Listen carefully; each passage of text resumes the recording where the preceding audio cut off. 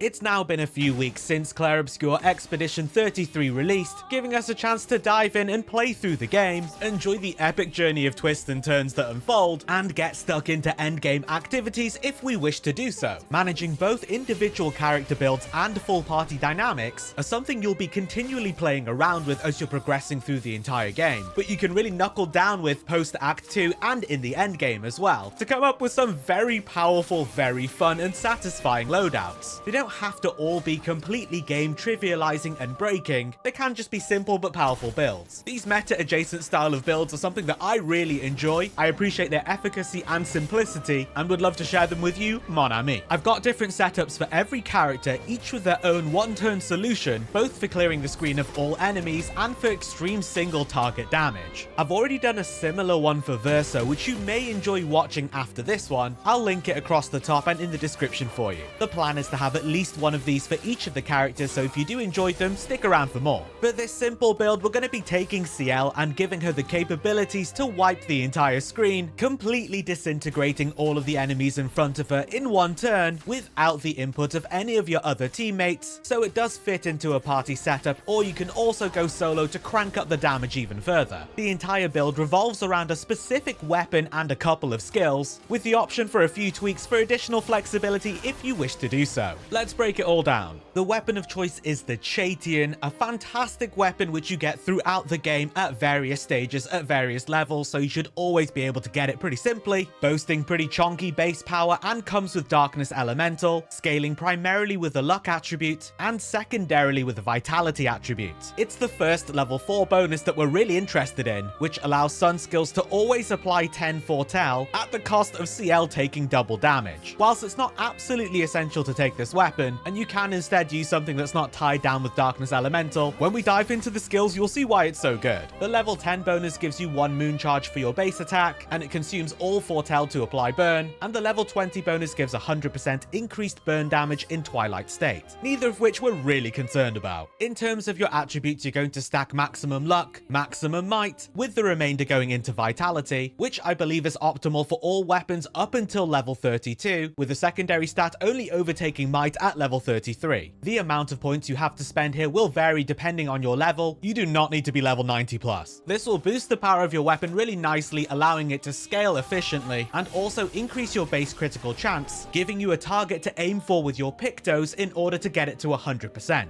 High speed and critical rate pictos are what you're going for here, but if you're running this solo using First Strike and Last Stand critical for example, you can make respective adjustments. Personally, I've boosted speed, boosted critical rate, and I'm not too fussed about the actual skills on the pictos, but when they line up, that's fantastic as well. In terms of your combat skills, the build revolves around 2 in particular. Cardweaver the Sun skill, dealing low single target physical damage for 1 hit, which usually only propagates the target's foretell to all other enemies, but because of Chatian's weapon ability, it will actually apply 10 foretell to all enemies, and it allows you to play a second turn so you don't actually need cheater, all that for 3 AP. Immediately followed up with the Moon skill Dark Wave, dealing high dark damage to all enemies for 3 hits, consuming all 10 foretell, the maximum pre-Twilight, for increased damage. In terms of your other skills, I would prioritize having an excellent single target damage solution, where you can combo focused foretell into Twilight Dance straight after. Your options to deal non-dark damage are very limited if your weapon deals dark damage, so you can take Plentiful Harvest, but it's a pretty weak ability. If dark isn't working for whatever reason, I would just take a different weapon. And finally, let's take a look at the Luminous setup, which is super important to bring it all together. If you're opening with Cardweaver, you don't actually need Cheater, but Cheater is super useful to have anyway in case you're using focused foretell first for whatever reason, so I pretty much always recommend it in every build. Go take out Sprong, that giant Nevron sticking out of the water. He's quite tricky, he's got quite a bit of HP, but it is doable after around Act 2. Defeating it nets you Cheater. It should also always go without saying that you're going to need Painted Power in order to get the most out of the build, which will lift the damage cap, allowing you to exceed 9999 damage. We're going to want to make sure that our AP generation from the get-go is top-notch. Bringing it up to 9 on start is always super handy. You can do this with Energizing Turn, Energizing Rush, and Energizing Powerful, combined with Auto Rush and Auto Powerful, but you can also achieve it with a combination of Energizing Starts as well. So long as you can use Cardweaver followed by Dark Wave, use whatever works for you. And everything else is all damage boosting Luminous, as many as you have, to crank up the damage as high high as possible. You may be using things like Confident Fighter, Glass Cannon, Auto Powerful and Greater Powerful, Immaculate Inverted Affinity, Solo Fighter also being absolutely huge if you are running just Sciel. Don't worry if you don't have all of these, the principles behind the build are far more important than having every single one of these luminas per se. It will work with 2 or 3 damage boosting skills, it will just work better with more, which you can always go and get and add to it. And all that's left is for everything to come together and for us to put this into practice. Upon starting the battle, you will be bestowed with Auto Powerful Auto Rush and you will have 9 AP to play around with. With my setup, it comes out to having 2 spare AP to use to hit a weak point or knock away a couple of shields. Just make sure you don't go over 2, otherwise you won't have enough for Dark Wave afterwards. Our first step is to use Card Weaver, which will deal low physical damage to one opponent, and very importantly apply 10 Foretell to all enemies whilst giving us 1 Sun Charge, and allowing us to skip the queue and play a second turn immediately, which Cheetah would have done anyway as well. We then follow it up with Dark Wave to deal high dark damage to all enemies over 3 hits, which is absolutely devastating, clearing the screen of even the strongest of endgame mobs. An incredibly powerful 1-turn simple setup with Sciel that does not require the input of any of your other teammates. For any situation where you instead require a single target solution, you'll be starting with Focused Foretell first, followed up by Twilight Dance to deal extreme dark damage over 4 hits. The one very obvious caveat here alluded to earlier on is that for any enemies that are resistant to, or even worse, absorb dark damage, it's not the best. What you can do instead is take a weapon which deals void damage, for example, some other skills that deal your weapon's element like Sealed Fate, and have those available as backup skills. I did this with the Charnon, for example. It was great, it just wasn't as strong, the base power is lower than the Chatian, and you can't spread 10 Foretell right from the get-go either. Either way, Sciel is the darkness character, so if you're ever in an area or a situation where it's not appropriate, you can just use someone else for a bit and bring her back later. And there you have it, there's my 1-turn OP Sciel build, lying somewhere between practical but also very ridiculous, but not quite the level of the hyper-broken, bonkers, one-shotting Simon builds. Give it a spin, let me know what you think and what luminas you're using if they are slightly different from the ones that I have. I'll be making multiple builds for each of the characters, so if you want to catch more Expedition 33, be sure to subscribe. But either way, thanks for watching, and until next time, for those who come after.